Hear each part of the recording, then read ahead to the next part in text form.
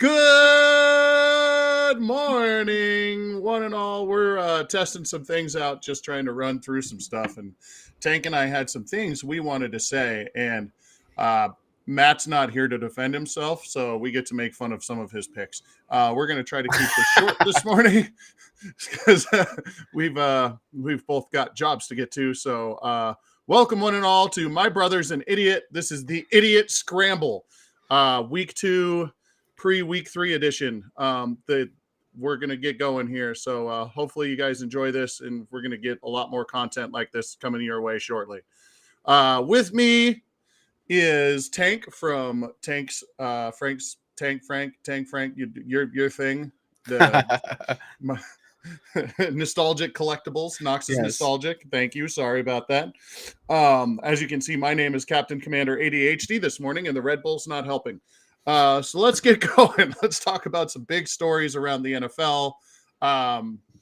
First thing I want to kind of cover is some massive injuries in the NFL. Give us some news about what's going on with some of those injuries we saw, the horrible ones over the weekend. Well, unfortunately, we may have seen the worst one last night. Seemingly, Nick Chubb is, from all current understanding of the situation, seems to be out for the season with a traumatic knee injury involving multiple tears. So he probably has a full ACL, MCL, a little bit of everything tear. So he is more than likely out for the season.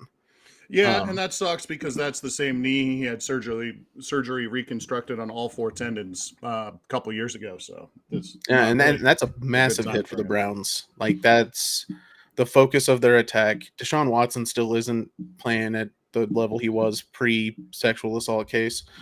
Maybe he's it's like Superman. It's like Samson without his hair.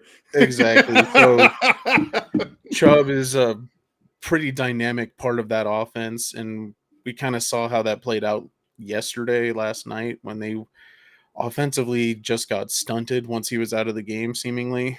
Yeah. So that's a pretty big loss for them. Cool. Another one that came out was looks like Barkley is out for at least 3 weeks. Giants don't have a good team currently. No, so not at all. Losing Barkley is not great for them. We did, after a very, very slow start, see some flashes of brilliance out of Danny Dimes somehow in that second half. Flashes is definitely the operative word there. Exactly. Flashes. It was inconsistent as shit. And losing Barkley is going to hurt that team's ability to move the ball. Agreed. Were those the only 2 big ones over the weekend? There is a third that we're not sure about yet, and that's Burrow. He is apparently highly questionable for week 3. Seemingly still as part of the calf injury that he suffered in the preseason, but there is very little information currently out. I wonder if that's been one of the reasons why he's had kind of a rough start to the year anyway. So, well, he's been slow, so maybe you would know personally, because nobody cares about your fantasy team. For the second week in a row, Anthony Richardson outscored him. So, Jesus Christ, there we go. Cool. There's been some big news in the NFL so far this year, or this week, early and often. I missed this one, but right before we jumped on air, Tank told me about the fact that Mahomesy got a restructured contract. Could you give us a couple of quick details about that one? It seems to be starting with this year's salary and extending through, they said 2026, but seemingly it's the season where the 2027 is the Super Bowl season, seemingly. So it's this year through then. It's 4-year restructure at $52.6 million a year. Jesus Christ. Which is not surprising. No, but it's big. I mean, he has won multiple Super Bowls already, MVP already. So and he's sturdy. He doesn't miss much time. No, and the fact that they finally restructured it to put him in line essentially with the other top 4 quarterbacks in the league is not a surprise. No, it's definitely given him some, thank you for helping us out win a couple of championships. You deserve the money that we're giving you type thing. Exactly. And this is off the back of obviously the contract extension he signed just a couple years ago. That's only 2020 when he re-signed his 10-year contract. So they restructured off of that deal that was already pretty good to give him a higher pay rate for the next couple years at least. Good for him. He deserves it. It's a lot of money. Wish I had some. Yeah. Just 1% would be okay with me. Yeah. So let's talk about some of the scores. We started our Pew Pew Pick'em segment, and we're not really going to go through all the games like we did. We'll talk about week 3 games. We will give you a full slate of games on that tomorrow. But as far as the picks that we made, we went 11-5 this week. That's pretty damn good. That's not bad as a cast. No, not at all. The big misses, the Lions over the Seahawks. God, we all got that one wrong. Bengals beating the Ravens. We all got that one wrong. Me and Matt picked the Bears, so that we ended up picking the Bears as a cast. You had the Buccaneers in that game, so good job, you. The Chargers game we all 3 missed. Yeah. That was a big one. And then, of course, the Broncos game was a big one, too. A couple ones I just kind of want to point out that I think are just hilarious. King Goon picked the Falcons. What the fuck were you thinking? King Goon also picked the Browns. That's just bad juju because the Browns not only are a shitty team, they're just eating lunch right now. So that's really all I've got to say about that. Did you have any other news and notes you wanted to point out about some of these scores? Like, I feel like we did a pretty good job picking most of these. The only one is the Dallas. Like, I don't know what's going on with Dallas. They played another weak offense. Yeah, but we got that one right. Yeah. They played another weak offense. We knew that was going to be a win. We knew they were going to win. I think these outsized victories are going to last for a couple more weeks, and then until they hit week 5 and they actually have a real competition with the Niners. But they got 2 more soft ass games coming up, so I don't know what's going on with that. We're going to see that defense tested. It's not going to be for a bit, it looks like. So if you got the Dallas defense or you want to bet on something, bet on them, because apparently if you have a suck-ass offense, they will take advantage of it and beat the shit out of you. Right. So it looked like a get-right game for Josh Allen, too, so, Oh, yeah. Good to see the Raiders lose the way they're supposed to. So yeah, thankfully. It started off slow, but that turned very quickly into a beating. Right. I don't really want to get into the Broncos and Commanders without Matt here. I feel like that's unfair. I'll just say that the Broncos have some fucking serious issues with roster depth. They have some serious issues with just player control issues. It seems like instead of the Nathaniel Hackett era where everyone's playing for themselves, they're all playing for themselves, but they're all playing angry this year, which is leading to some really stupid fucking penalties. Oh yeah. And Russell Wilson is listening to all of his own critics too much. He needs to play Russell Wilson ball. When he plays within himself and throws the ball downfield and does all that stuff, he's doing really well. The problem is he seems to be listening to all the criticism and taking that in an account as opposed to playing his game. So I feel like he is extraordinarily improved, but he's listening to too much of his own hype, and his hype is down on him right now. That offensive line's got some struggles. McGlinchey is just, he's got some playing to do. Yeah, he's got some catching up to do on that offensive line. And there was other issues that popped up in that game that, like you said, we'll talk more about that once we can get everybody together and get a little in depth, because there's definitely some shit that came out during that game that I'm like, oh, okay. And afterwards, the coach had some stuff to say that some of it's accurate. I will give him that, but some of it's questionable on who he's calling out. Yeah, I don't understand what Sean Payton's doing. I feel like he's still on Fox right now. Playing for the crowd. Yeah, 100%. And it just, that's why he's saying all these things to national media and not to local guys, because he knows it's going to get the headlines, and those guys get bread and buttered. He doesn't care about the people around town. which is unfortunate because it seems to be the detriment of his quarterback at the moment. Right, right. I just don't understand why he keeps doing that to us. Somewhat tied in. Last piece of info about I think the NFL is going to be: is Eric Bieniemy actually a good OC?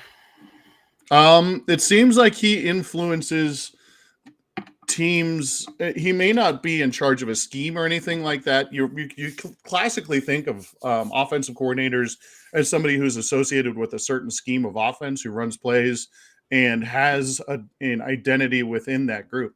Yeah. What Eric Bieniemy brought to the Chiefs was some humility through Andy Reid's passing game, to actually check down and run the ball every once in a while and get the running backs involved. You're seeing Yeah. that influence is missing now.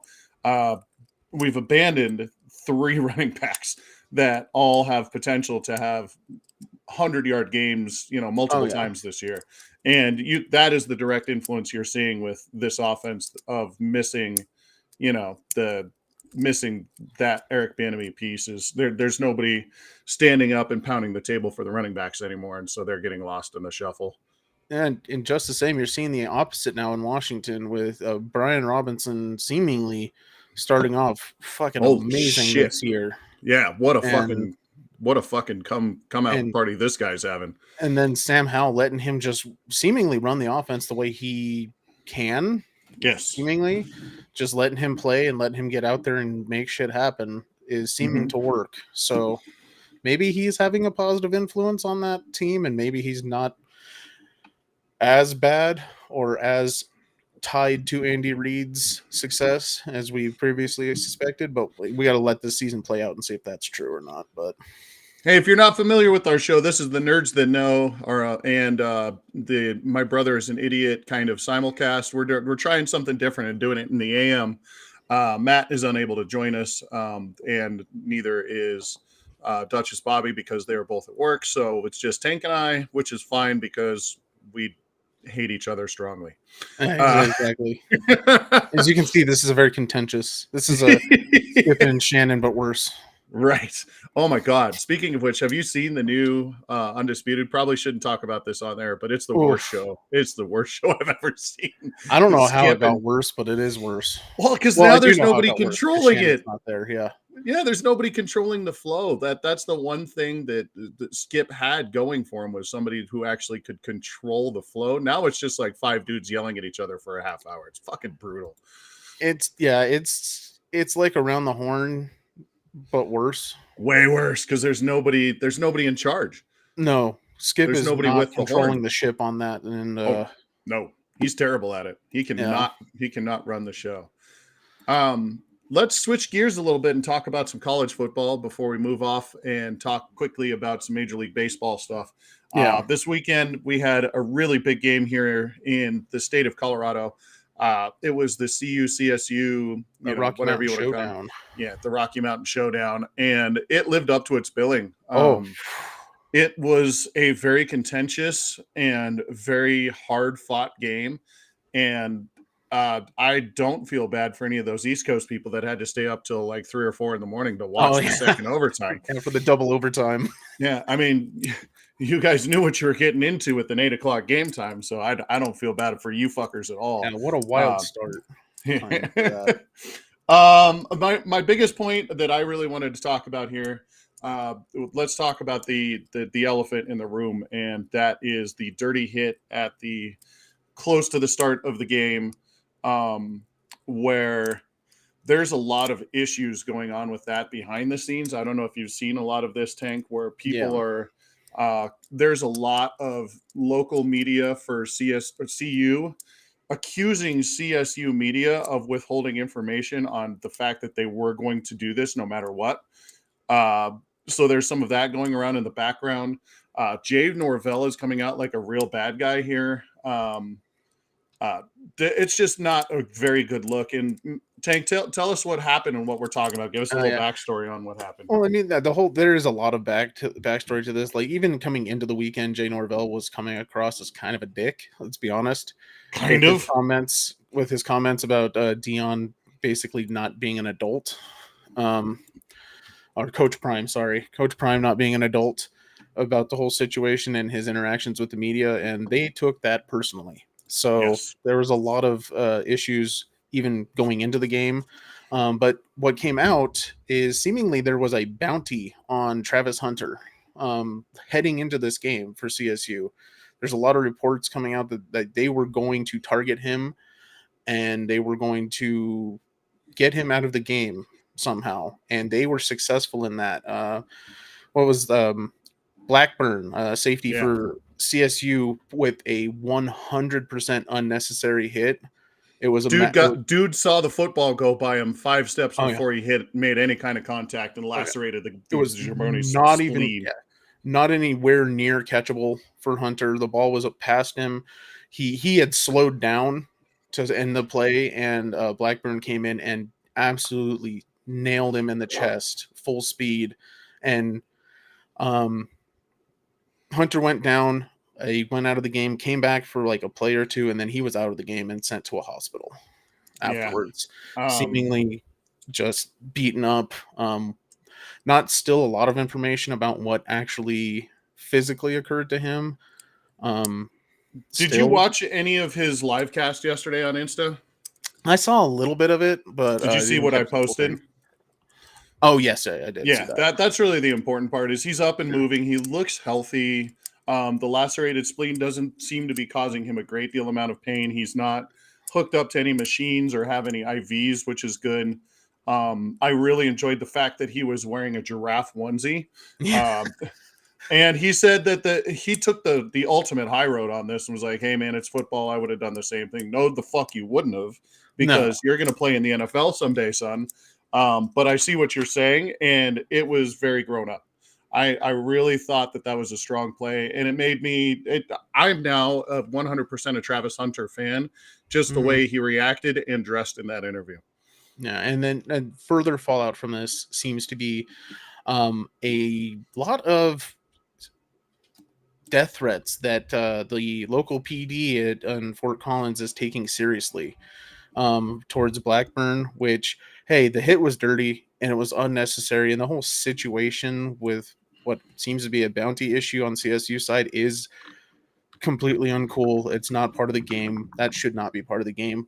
But threatening to kill the guy's family because of what happened on the football field is also completely out of bounds. Right. And he's a more or less a teenager, So I'm not going to give him a pass necessarily, but it is football we're talking about. And we need to be kind of grown up and mature about this whole situation and let it kind of play out behind the scenes.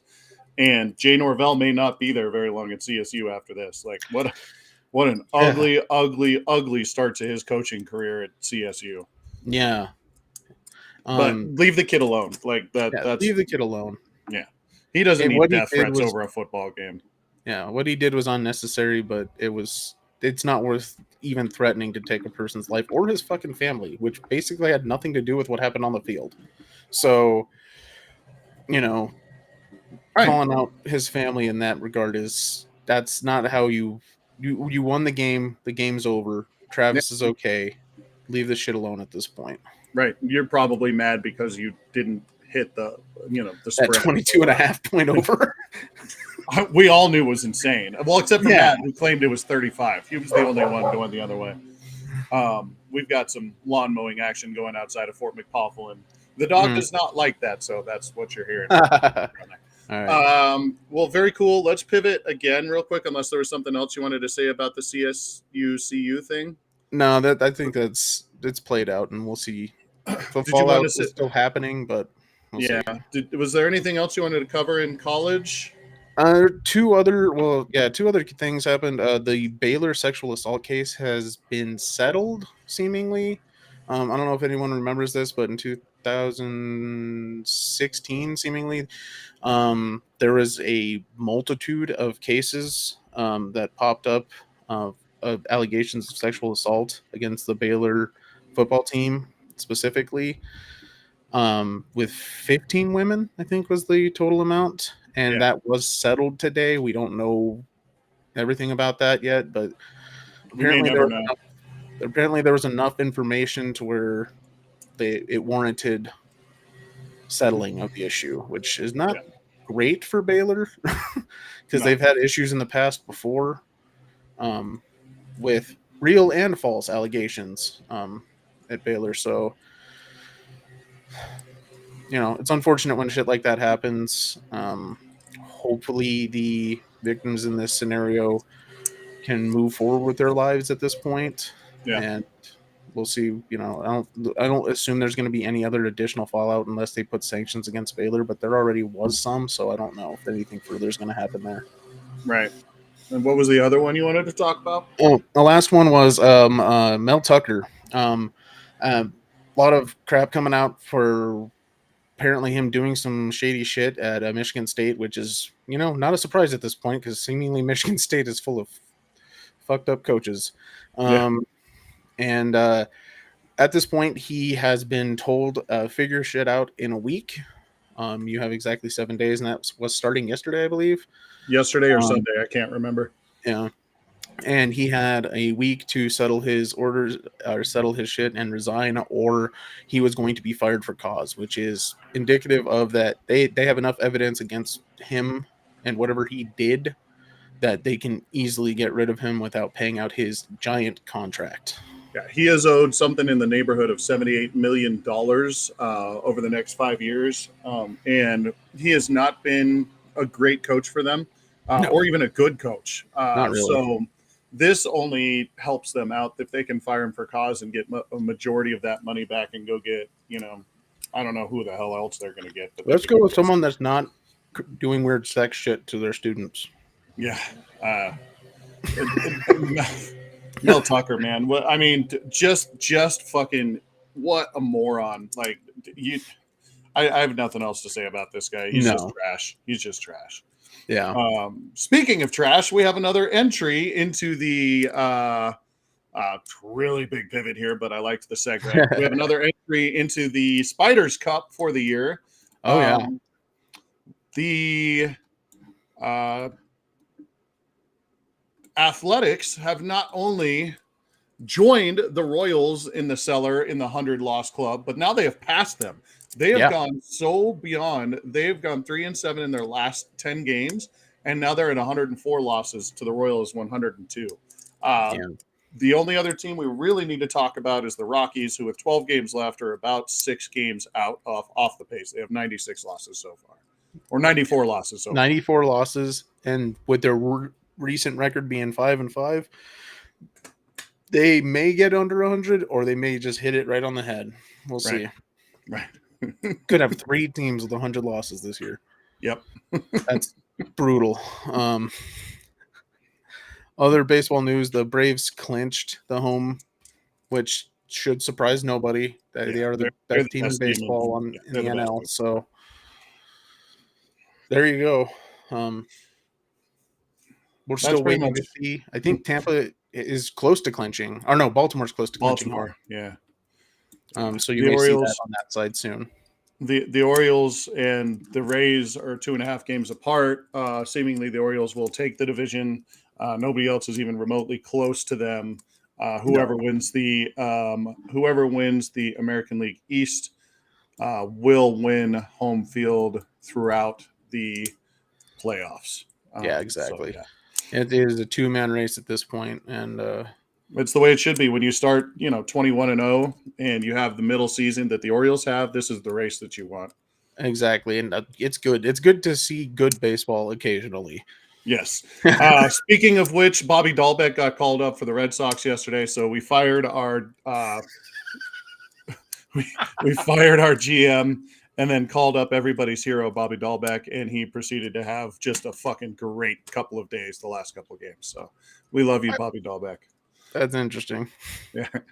I don't know why he hasn't been on the team. I get it. There's somebody in front of him, but still, you got to find a place to put him. He's just energy and a lot of fun to watch. That's all I got to say about baseball at this point. Get that.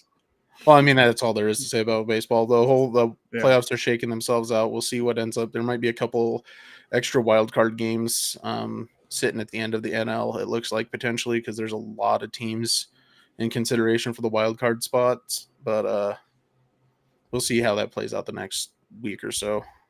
Last thing I definitely want to mention is Val Nichushkin showed up, and nobody has said anything about it.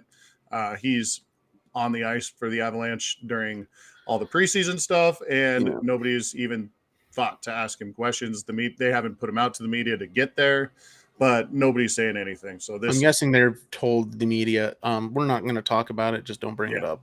Right. So that's all I want to say about that, because he's a trash person. But don't know what's going on there. We'll see what else comes out of that. I'm just saying, when there's smoke, there's fire. If somebody's coming out of your hotel room screaming, "The bad man put me there," and she doesn't have any idea of how she got in the country, there's going to be an issue. Especially when the person whose room she's in is from her country. Like this is all very coincidental for something where there's no fire and a lot of smoke. So. And he literally disappeared in the middle of a playoff series. Yes, abandoned the Avalanche. They needed him. He just left them high and dry.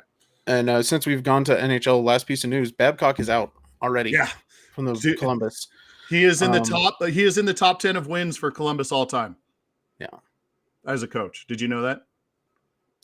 His 0-0 record is in the top 10 of Columbus coaches all time. They have had 11 is a sad statistic. But they've also been a trash team. Yeah. And he's almost always. Apparently, he's a trash person. I wish Deb was here to talk about this with us, because she was telling me all about this at Meow Wolf on Sunday, but he is just a bad dude. Yeah, he apparently doesn't have an issue with invading his players' privacy. No, and he was already warned about this when he got fired from Toronto. Like, he already had a bunch of bullshit going on with the Maple Leafs. So that seemingly happened again. So before he even coaches a game, he is out, and they brought up Pascal Vincent is going to take over apparently for this short term, potentially long term. We'll see. But yeah, Babcock is out already without even coaching a game because he's an asshole. Tank, you got any final thoughts or anything that we didn't cover so far? Not really. We got some stuff that's going to be coming up. Last thing, actually, USA is at the top of the FIBA rankings still, and seemingly that is coming out of, even though they lost, even to the bronze round they lost. LeBron putting together roster. Yeah, LeBron putting together a roster that's actually going to be competitive apparently is enough to put them at the top of the FIBA list still. So, well, we'll see what happens with all those old guys when they take the court. I'm assuming they will kick the shit out of everybody, just like what happened in 2012. Yeah, probably. But it's the same guys from 2012, and which is hilarious. They're all 10 years older now. So -1. There's no Carmelo. Well, yeah, that's fine. But yeah, that's it. Well, that's cool. Everything that I heard this weekend, at least. Cool. Well, a lot of fun in the world of sports. We will jump on tomorrow night as the Nerds That Know, and have a really good cast with some stuff going on. We had the opportunity to go to the Meow Wolf anniversary, and it was so amazing and so much fun. If you haven't yet, go check out Duchess Bobby on TikTok. She has posted some wonderful videos. I've posted a few on mine as well at Poffle Time. So check those out. They're a lot of fun, from inside the station, inside the Convergence. And they're a lot of fun. We get to talk to character actors and behind the scenes people. And we got to talk to a couple of, guests and that kind of thing. And it was just a really good time. So we'll talk about that and some other pop culture stuff tomorrow. Hoping to start working on getting these Thursday night things going here soon. Yes. Still have some details that Tank and I basically have to sort out, because I think it's just going to be the two of us for the most part on that one. It looks like it, yes. For at least for a little while, since Matt has bobbleheads that he has to worry about. But won again this weekend, didn't they? They won. So yeah, two massive wins in a row. So good for King Goon's little guys with big heads. So Tank, go ahead and throw out your socials and stuff, and then we'll do the thing and we'll get the hell out of here. I got to get to work. Exactly. All right. You can find me at Knox Nostalgic Collectibles and Tank Knox on all the socials. Obviously I'll see you guys tomorrow night, and we'll see you again next week, and with the My Brother's an Idiot podcast. And I don't know, we might have some other stuff popping up more like this stuff. I think we can easily do a lot more of this stuff. Yeah. This is too easy. So get ready for more of us, which I hope is a good thing. Yeah, hopefully you like our faces because you're not gonna, and or maybe just our voices. You can just listen to us on the things and then not look Exactly. at our fucking ugly ass mugs. I came up with a really good idea real quick before we go. We're gonna use an AI probably and make anime versions of all of us and make a new couple of logos with us as characters. So, Oh God, that yeah, could be fun. I'm gonna have fun with that here probably this evening. So. Awesome. All right, man. Well, my name's Mark. I am Captain Commander ADHD. I am Goldagoon. Tank, my brother, is over there. You can find me at Poffle Time on all the things. You can find our cast at the Idiot Goons on the X/Twitter. Also on Twitch, which we are actually broadcasting live on. And we're on Facebook, so check us out. You know, my brother's an idiot. It's a great place to post memes and make fun of everybody on there. So really enjoy doing this for you guys. If you like us, cool. If you don't, come on and tell us about it, please. We need some feedback.